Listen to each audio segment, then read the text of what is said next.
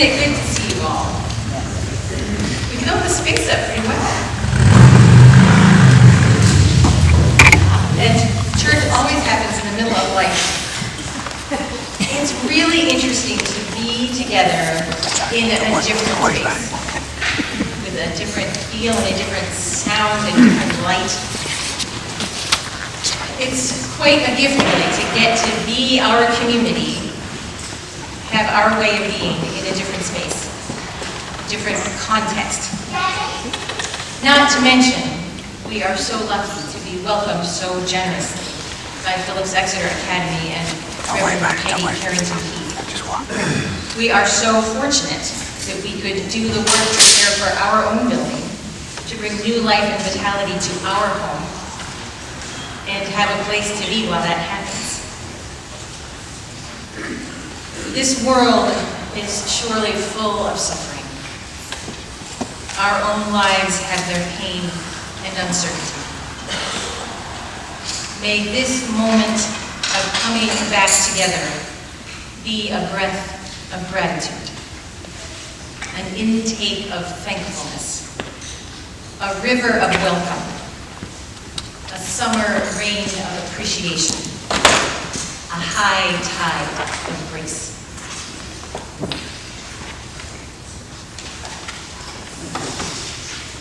For the past couple of weeks and on into this week, our builders, just across the quad there, have been pouring a new foundation for the corner of our building. They come in and prop up one part of it and take the props out from another part of it and then pour some of the foundation. And then they've been moving slowly around building this foundation. And if you go by there today, you can just peer over the fence and see that the corner of the sanctuary is sort of floating in the air today. We are in the process of creating a new foundation for our congregation. And so this morning I wanted to invite the people who are on the renovations committee, the people who have been on the board for the past couple of years, the people who helped lead our capital campaign to come up all together and help light our chalice, light that flame of us creating a new foundation, the spark that these leaders have been carrying along. We know that everyone together is creating this new community, this new place. And these folks who have carried this flame just now, come forward, those of you who are here this morning, and light our chalice while we speak the words of that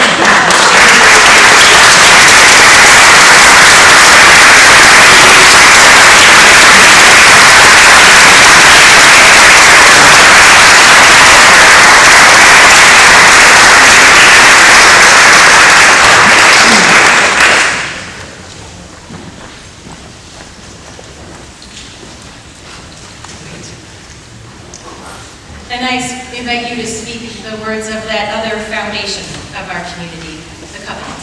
The words are printed in the order of service. They're not on your heart today. Love. The God of this church, the quest for truth is a sacrament, and the service is prayer. To dwell together in peace, to seek knowledge and freedom, to serve humanity in fellowship, to respect and nurture power within all of us. Thus we covenant.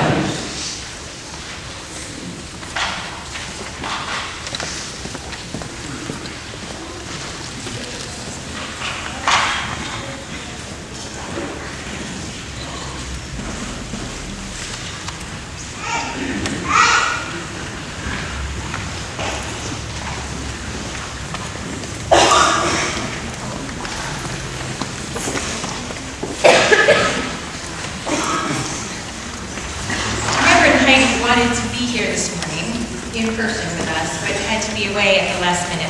So she has sent us these greetings in writing. Dear friends at FUUSE, I am sorry that I cannot be with you in person this morning, but I could not let this wonderful day pass without a chance to express extend a warm welcome to you in your new home here at Phillips Church. I am overjoyed to welcome you to the religious and spiritual life family here at the Academy. You are a brave community of thinkers and doers, and a model for all of us in how to build a beloved community in deep and meaningful ways. Thank you for sharing our space. Please be at home while you are here. The space is yours now too. I know that it can be bittersweet to be displaced from your usual worship space, even for a good cause. And it may take time to settle in here. If there is anything we can do to make you more comfortable when you are here, I hope you will let us know. Thank you in advance for your patience in any of the hiccups that arise as we settle in together in these first few weeks. No matter who you are or where you are on life's journey, we welcome you. I look forward to the chance to greet you all in person in a future Sunday. May the spirit of love and friendship be present in our time together. With love, gratitude, and solidarity. Heidi. And with that welcome, I invite you to join in singing Gather the Spirit. And for those of you who are not fisher folks, in the middle of the poem she mentions browns and cut bows, which are a kind of trout, for those of you who are fisher folks. Yes.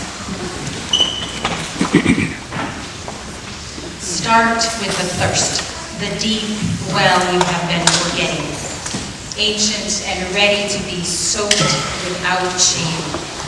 The well your grandmothers dug for you, the reservoir carved and cared for by the people your ancestors betrayed.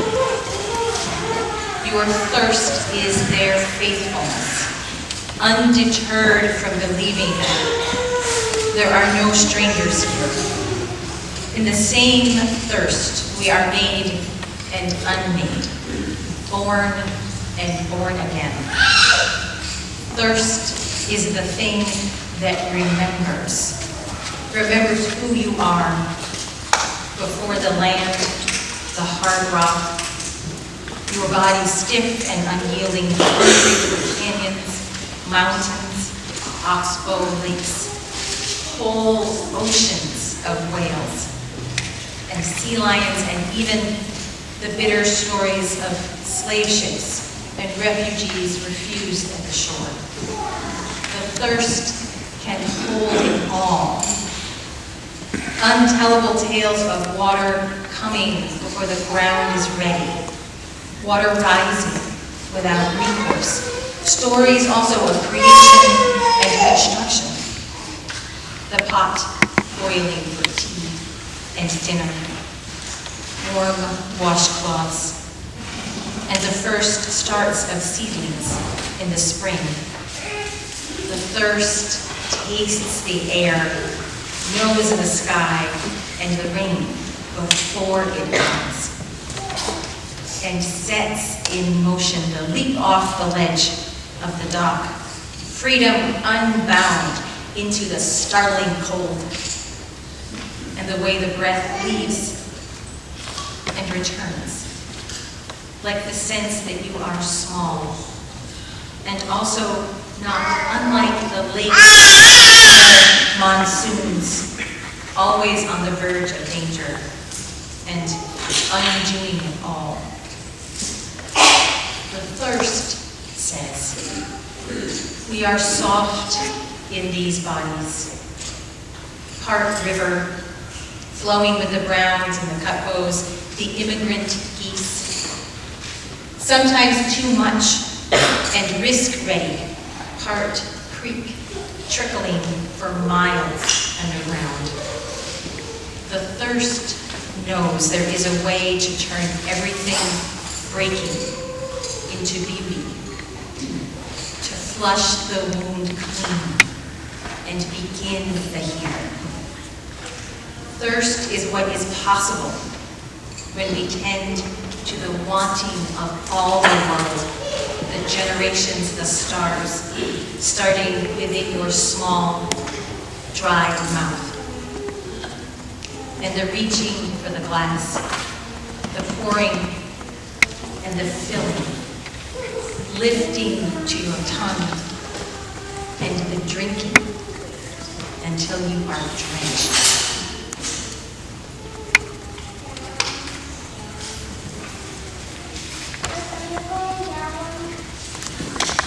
Here we are, thirsty, hopeful, pleased, uncertain. Our riverbed has shifted as they do. The current picked up and we moved, and here we are. Water moves, even the most solid ground when it gets going. The river of the UU congregation of Exeter has created a bend in its banks, and now we're in this canyon of stone and light. We will learn how to be ourselves in this space. This is a place where people bring their thirst. This is a place where many streams meet to make a wide river. There are two things I want to notice with you this morning, and they're things that we'll dig into more deeply in the next weeks. First, we are welcomed here. I heard you notice that Heidi thanked us for sharing this space with them, for bringing our particular voice, our particular way of being to the conversation that is going on here. I want to notice and absorb that welcome. And I want to notice the conversation that is going on here.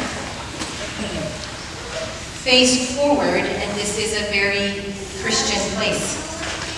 A white Jesus who does look like he is offering a welcome. And the light that is coming over your shoulder, multicolored, swirling, multi-layered, a sense of moving through time and space. I have studied that window, and I see a window within the window, and I find a feather and a bone and the swirl of creation. In the next room, you will see on the wall is the Ark, the place where the scrolls of the Jewish holy text are kept. They are protected there and taken out for ceremonies and high holy days. When we go downstairs for coffee hour, you will find two rooms down there. One is a small mosque with a beautiful pattern on the wall. And another room is a puja, which is the Hindu temple. You can go into those rooms, but you should take your shoes off if you go in, and remember that it's holy ground there. Upstairs here is a room for Buddhist meditation and yoga. It is a flowing, evolving conversation, many rivers, and now we are part of that conversation, that rushing river of spiritual life. We bring our practices to this conversation, and so how we do things will change a little bit. The space is bigger and sounds different, and there's nowhere to put our coats in the winter. So back in the back rows there is probably where we'll be putting our coats when we get to that season. I'm sorry to mention it. So we may be inviting folks when we get to that point to come forward and be close and warm and leave our coats back there. The flow of this space is different from our space. We don't have side aisles here.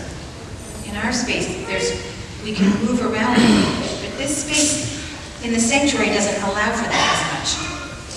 So we're going to try some arrangements, which you just settle into so easily. Up front here, we're going to try to have a space for families with young children, so that children can be on the floor and play, and also just slide out that door.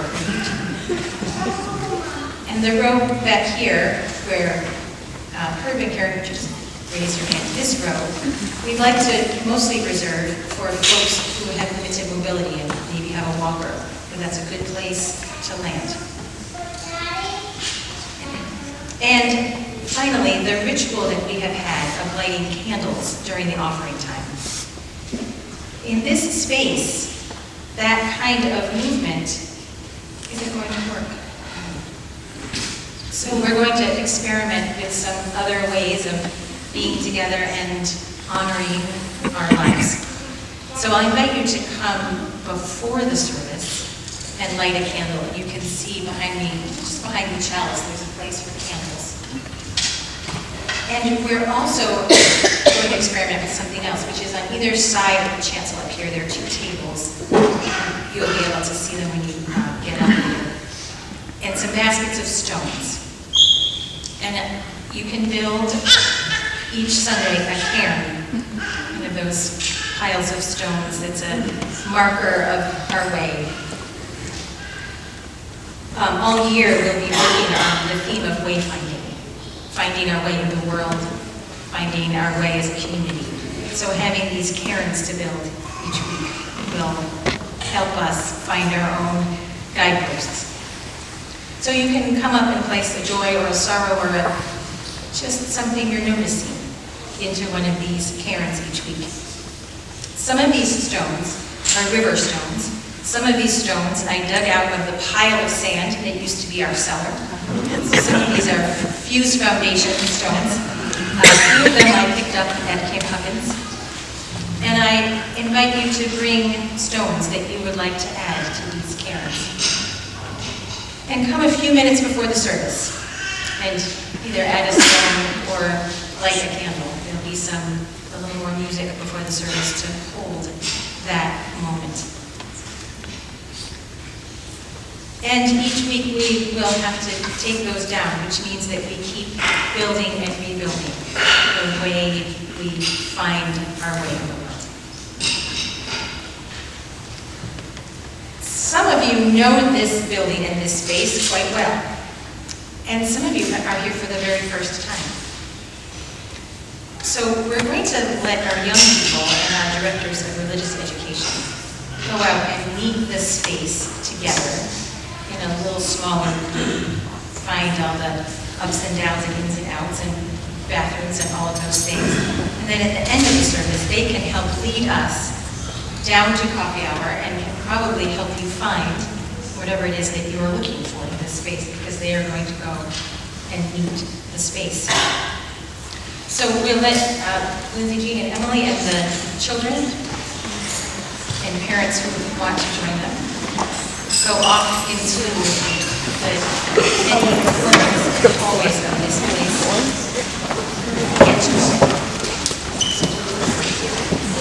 We will be back in time for our ritual of water collecting. The Unitarian Universalist General Assembly in Spokane, Washington this year. And if you've got your UU World magazine, you've looked at a whole bunch of his photographs. I happen to think they're quite nice. And he came home with a book of poetry by Richard Blanco, who had read at the General Assembly and had read one poem in particular that had just lit my husband's mind on fire. And then, of course, because this is how rivers flow, Richard Blanco was here 5 days ago? Friday, not even 2 days ago.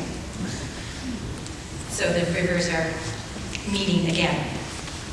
So some of you may have heard this poem just 2 days ago. You might remember Richard Blanco's poem from Obama's second inauguration, One Day.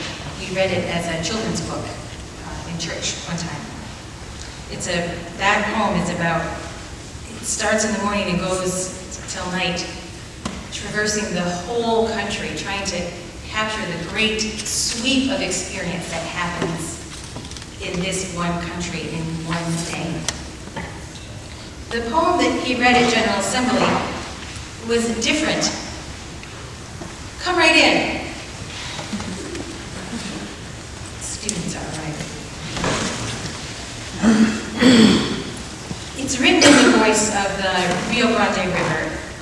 it's also having a conversation with this country. So this poem is trying to speak for that river in this moment in our country, which is it's challenging to try to articulate what that river might have to say.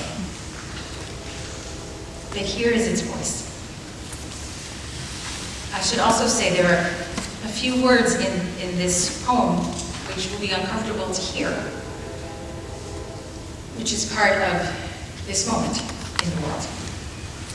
Complaint of El Rio Grande.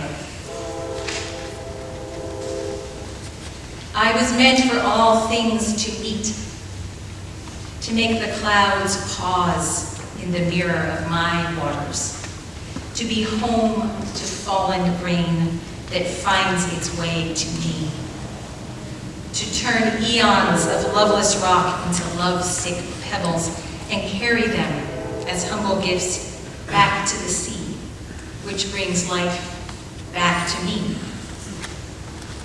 I felt the sun flare, praised each star, flocked about the moon long before you did. I've breathed air you will never breathe, listened to songbirds before you could speak their names, before you dug your oars into me, before you created the gods that created you. Then countries, your invention, maps, jigsawing the world into colored shapes, caged in bold lines to say, you're here, not there, you're this, not that, to say, yellow isn't red isn't black, black is not white, to say mine, not ours, to say war, and believe life's worth is relative. You named me Big River, drew me blue, thick to divide, to say spick and Yankee, to say wetback and gringo. You split me in two. Half of me us, the rest them. But I wasn't meant to drown children. Hear mothers' cries, never meant to be your geography, a line, a border, a murderer. I was meant for all things to meet. The mirrored clouds and suns tingle, bird songs and the quiet moon, the wind and its dust, the rush of mountain rain, and us. Blood that runs in you is water flowing in me, both life. The truth we know, be one in one another.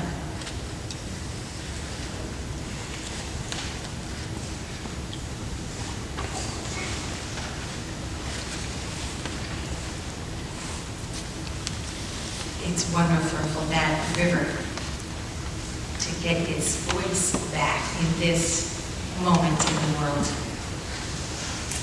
For it to remind us that water witnesses our lives, that water can heal us and harm us, and that most of all, it is more ancient than us, moving through us and beyond us all the time.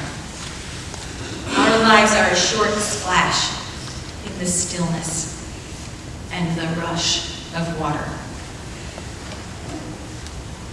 Hold our lives, water.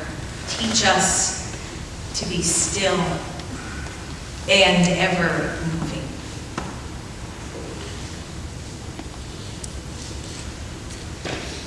To the sea, where the fall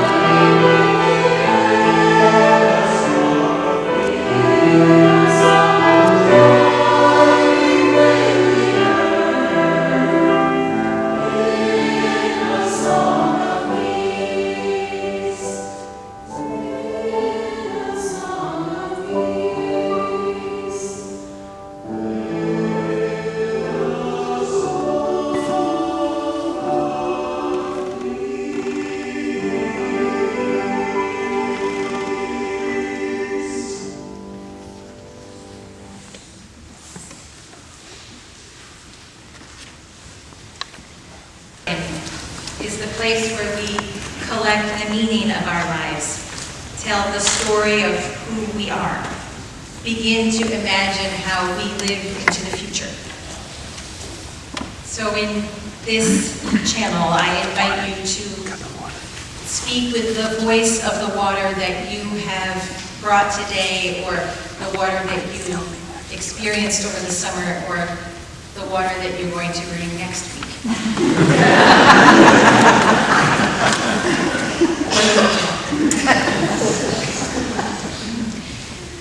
This is a ritual of putting voices into the air, all at once. So you may speak overlapping each other, and that's part of how rivers meet.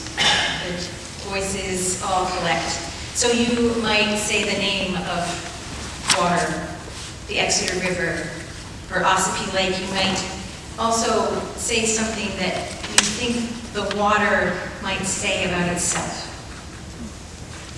Stillness, ancient, laughter. You might have another name to say into this gathering of story and meaning, like Paula and Ed Wall, or Hurricane Dorian. All of those names, all of those voices are welcome and gathered here. And the voices of our children will also come into this room during this time. We'll gather that up too. So we'll just listen for a few minutes to the voices of water.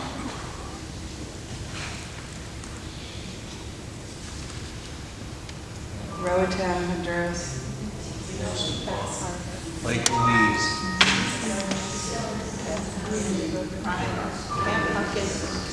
Columbia River. Gulf of Mexico. Cochico. Bow River. Colorado River. Elm St. P.E.A. River. River of Life.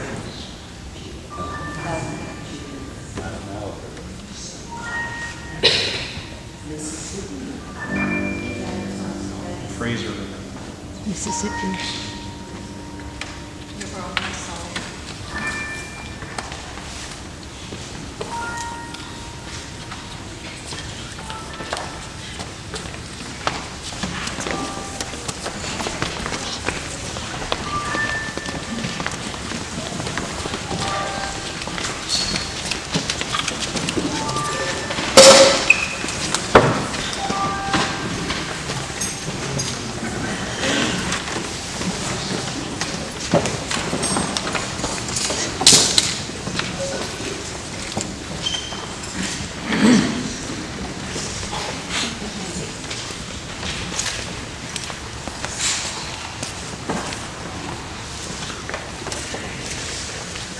Our young people, if you have the name of some water, or just a word or two about water from your summer that you would like to say in this space, we can gather that all up. We'll listen for a moment to see if we have something you'd like to add.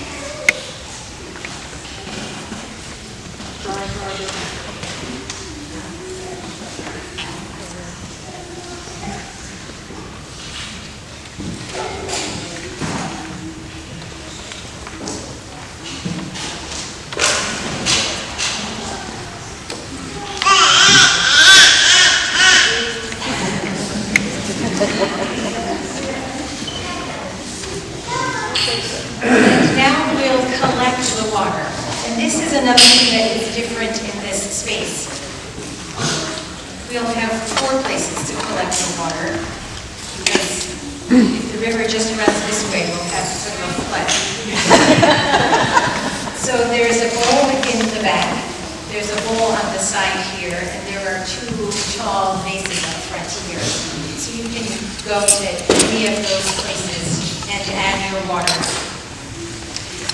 And then there's another piece of the ritual, which is if you have a joy or a sorrow, or just something you'd like a way to note physically in this moment. In this center side aisle here, you may have noticed a table that has shells and little glass beads that maybe look like little drops of water. You can pick up one of those and drop it into one of the bowls. And just have a moment of remembering a person or a joy, any moment that you want to recognize this morning. You can do that right as you're pouring your water in, or you can circulate through 2 times, however suits you in this. Let's create an ocean together.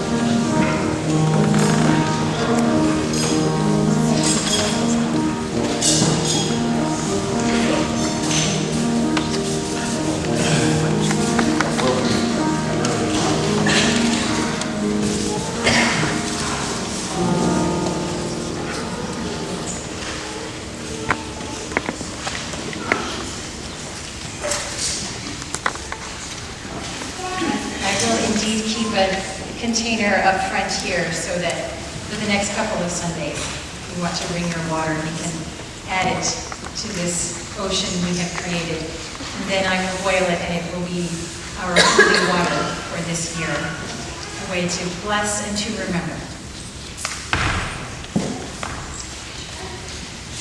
In these flowing rivers and the quiet lakes, this water that you have brought perhaps from your kitchen sink, this water from melted glaciers, we see that we are living in a fulcrum moment in human and planetary history. We are at a moment of turning and change, a moment when water is on our minds so often because it's one of the ways that we see what is happening to our world. One embodiment of how we meet this change is the person of Greta Thunberg, the Swedish teenager who is getting people in the streets and is getting powerful people to listen, to pause, to maybe consider what change needs to look like. Olivia Krebs is going to read a piece of a speech that Greta gave to the United Nations a year ago, but before Olivia reads, I want to make sure that everyone knows a little bit about Greta. She learned about climate change when she was 8. She's 16 now. And even at age 8, she could see that more needed to be done, and that people in power just weren't doing enough. When she was 11, she was diagnosed with Asperger's syndrome and selective mutism, which she explains as, I only speak when I think it is absolutely necessary. Now is one of those moments. She also says, in many ways, we autistic ones are the normal ones, and the rest of you are pretty strange. And part of what she means by that is that she just tells you what she thinks. She just says it. She doesn't overthink it or try to make sure that it feels okay. She just says it. About a year ago, she decided enough and started to strike from school on Fridays.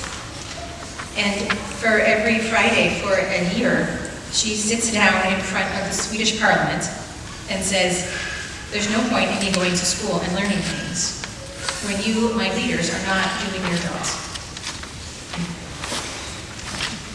She just says it like it is.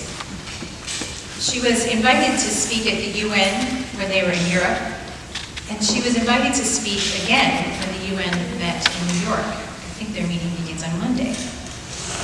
But she knew she couldn't fly because it puts too much carbon in the atmosphere.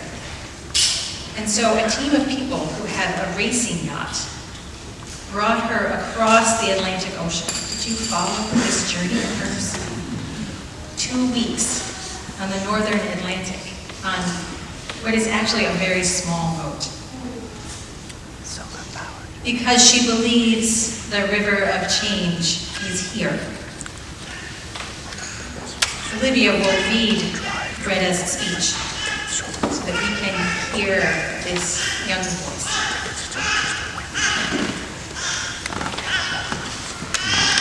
My name is Greta Thunberg.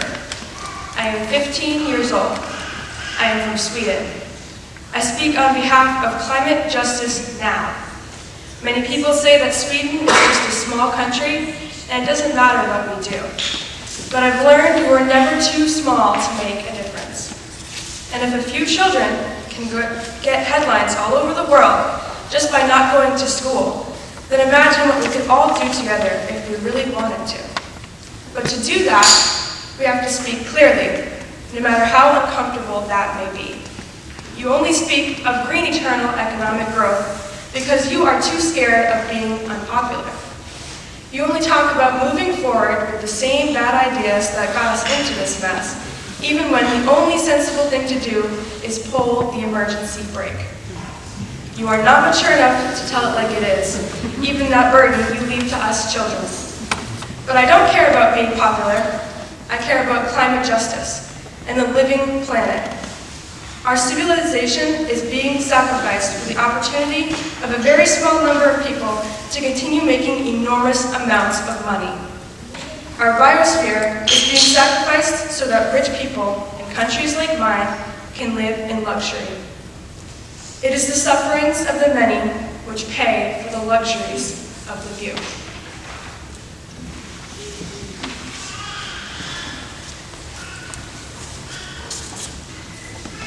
She finishes her speech saying, until you start focusing on what needs to be done, rather than what is politically possible, there is no hope. We can't solve a crisis without treating it as a crisis. We need to keep the fossil fuels in the ground. We need to focus on equity. If the solutions within the system are impossible to find, maybe we should change the system itself. We have not come here to beg world leaders to care. You have ignored us in the past, and you will ignore us again. We have run out of excuses, and we are running out of time. We have come here to let you know that change is coming whether you like it or not. The real power belongs to the people. Thank you. If you have not watched a video of her speaking, go out and find it. She's astonishing. She says that Asperger's is her superpower, and I think she's right. The river of change is stirring to life, and just like being out of our building is a moment of change and creating a new foundation. We're at a moment in society of making new choices and new rules, of not doing things that we're used to doing, and starting up other things that seem strange and hard at first. We are learning to be ourselves in a new world, when the stakes are very high. And in the midst of the churn and the murk that come with change, there are clear thinkers and guides. People who are sailing right across the roughest waters. Greta's words again. Once we start to act, hope is everywhere. Instead of looking for hope, look for action.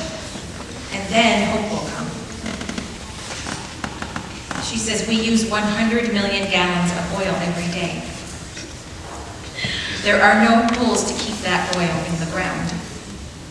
We can't save the world by playing by the rules, because the rules need to change. And it has to start today. A new foundation, a new set of rules. Both ask us to risk, to do something tremendously uncomfortable, and to believe that we can create a home that's livable.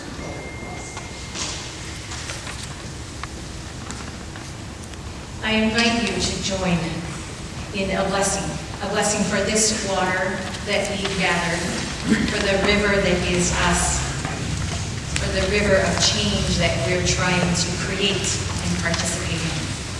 The words for this sun blessing are printed in the order of service. Mary will play it for us once, the choir will sing it for us once, and then we'll all sing together 2 times the water blessing in the order of service.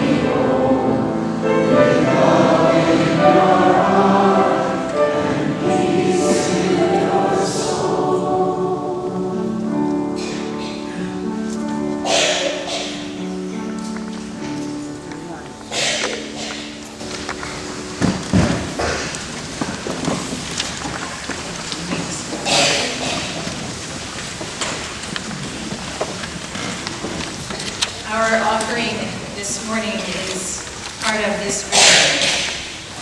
Rivers of change, we make this offering to you, this gift of ourselves, this gift of being unsettled, of being willing to be unsettled, that we might find a deeper channel of life and love, of fierce cleansing.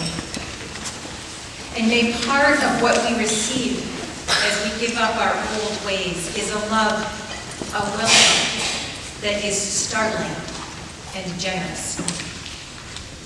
We make an offering of ourselves and our own way that we might meet the surprising welcome of the world. The morning offering for this congregation, for the courage to change and the willingness to be welcomed, will now be gratefully given and received.